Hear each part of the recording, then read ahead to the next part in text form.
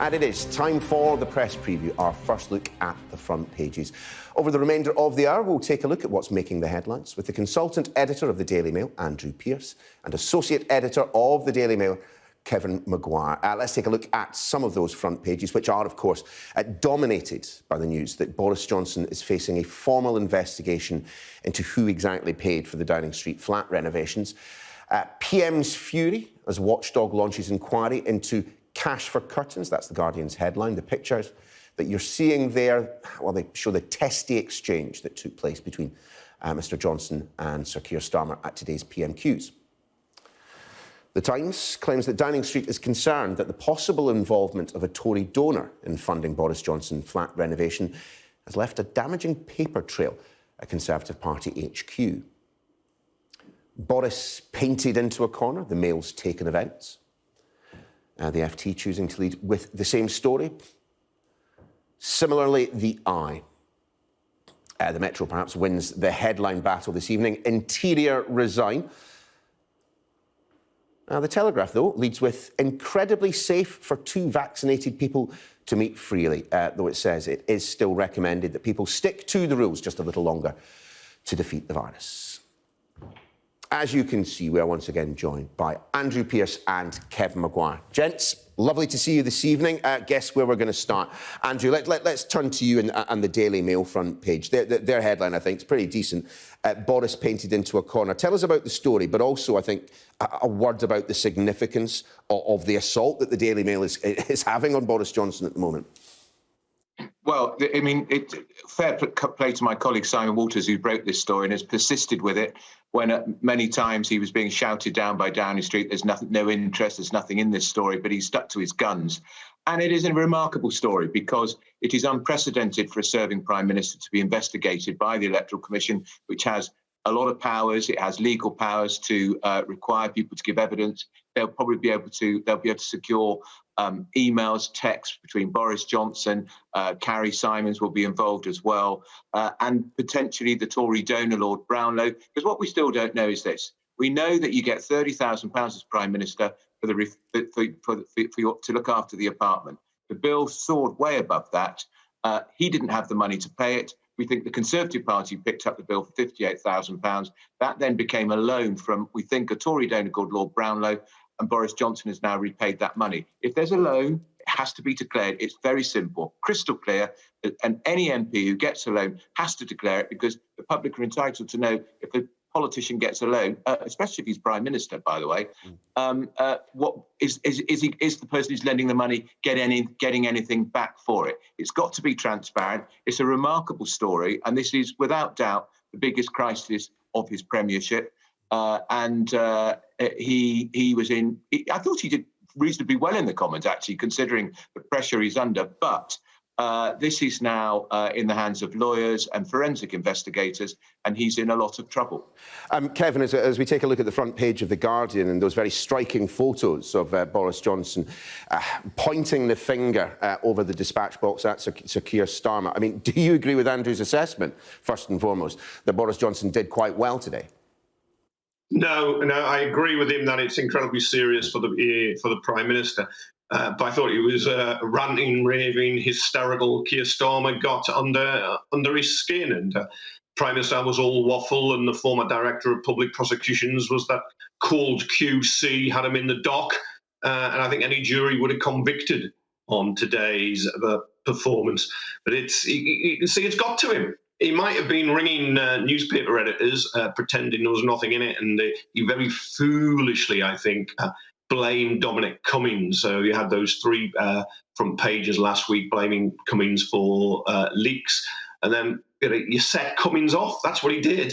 And then Cummings comes out and he says, certainly in the case of who paid for the makeover of the flat, that £58,000, Cummings said, well, I didn't leak it.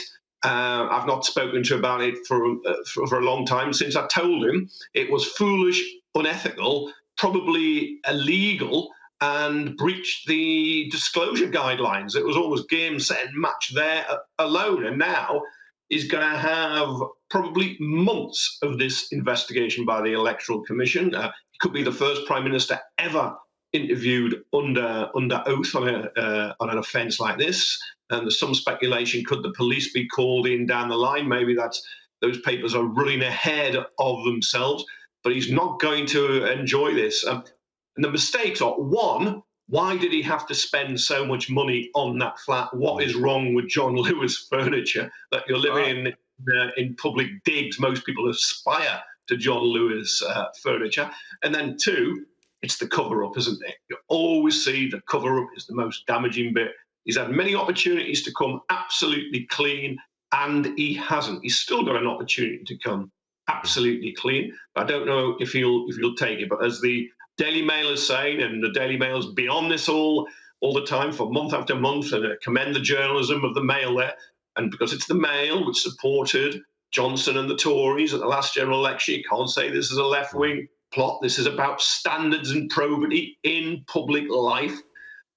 Why did he just keep on trying to hide it, the cover-up? That's what's going to be most damaging when it's exposed, because he says, well, I've paid it now, but who paid it initially? He's paid it because he's been rumbled and he's been found out. He's rather like the shoplifter who sticks a bottle of wine up his jumper, runs out the shop, is caught down the road by the security guard, and then says, oh, of course I'll pay for it now.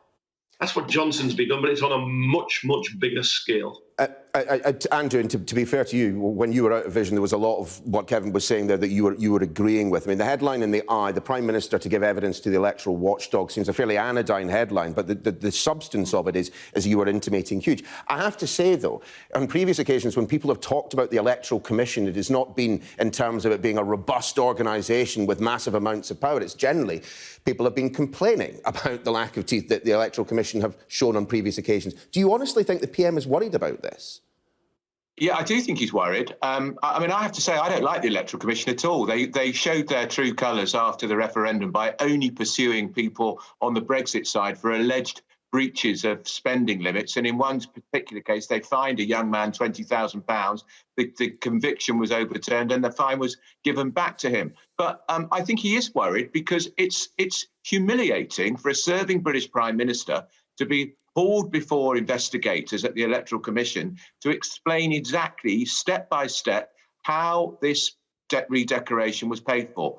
And my God, how on earth can you spend that much on doing up a flat anyway? £88,000. But then, look, I don't know if they had a kitchen put in. Did they have a kitchen put in? That could cost £30,000. But it's not about sofas and cushions, actually. It's about the way it was paid for and then the attempt to try and obscure the fact the Tory party stepped in, and then a Tory donor stepped in again, and now finally we learn the Prime Minister's paid the money back.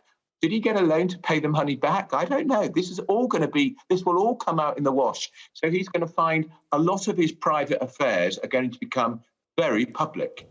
30 grand in a kitchen. Andrew, I'm coming round to yours for dinner in the very, very near future. No, I never spent 30,000 on my kitchen, but people can spend 30,000 on a kitchen. Kevin Maguire's seen my kitchen. It's very nice, but I don't think it costs that much. Just because they can doesn't necessarily mean that they should, of course, gentlemen. Right, we will pause there and we'll return to you after the break, when we will be discussing this particular story. Arlene Foster quitting as leader of the DUP. We'll have much more on that story after this.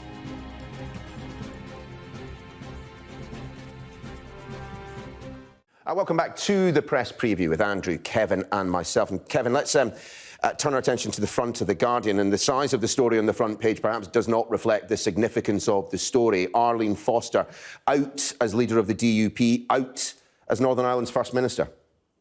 No, I think you're right. It would have been bigger, particularly in The Guardian, if Boris Johnson wasn't involved in his sleaze scandal. But in some ways, Arlene Foster is also a victim of Boris Johnson and Brexit.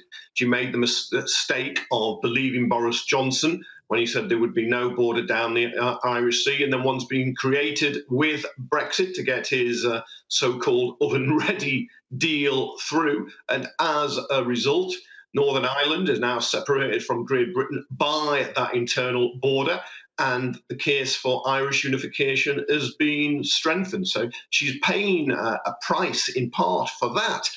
Also in the background, she's a bit more socially liberal than some of her DUP colleagues, a party that's rooted in the Old Testament. and is against many of them against divorce, against same-sex relationships, against abortion. And she's been ousted, but this comes at a really tricky time for Northern Ireland. We saw a few weeks ago the return of a lot of unrest, and it'll be interesting to see how this now plays out and who replaces her. Yeah, I mean, Andrew, a lot of people have been speculating today on which direction the DUP now goes in. I mean, surely it's only one. It's right. Well, what would be interesting to see is, do they have a leadership contest? Because, they've never had one in their history. It's always deals done in back corridors, in smoke-filled rooms. That's how Arlene Foster got that job. And there's talk of Ian Paisley's son, who's in Parliament. Could he become the leader? But whoever gets the job has got a poison chalice, because they've got to sort the Northern Ireland Brexit protocol out, because it isn't working. And there is that border down the Irish Sea, and Prime Minister promised the DUP there wouldn't be one, and there is. So I don't know who'd want the job. I wouldn't. Final story of this, the Daily Telegraph. You two have both had a vaccine, I'm presuming. You might be able to. Well, it might be safe for you guys to meet up in health terms, perhaps, if nothing else. I'd rather not meet Kevin if I don't have to. If I'd have known, I'd have to meet him if I had the vaccine. I might have asked for a medical exemption, just so save my welfare and mental health. But it's an extraordinary story, because the Deputy Chief Medical Officer is saying if people have had both vaccines, it's quite safe to meet up. You can meet them in a house, in an office, but he's saying, but please don't. So why? They're becoming so ultra cautious. They are indeed. Not something I would suggest we ever get from you two. Guys, lovely to see you.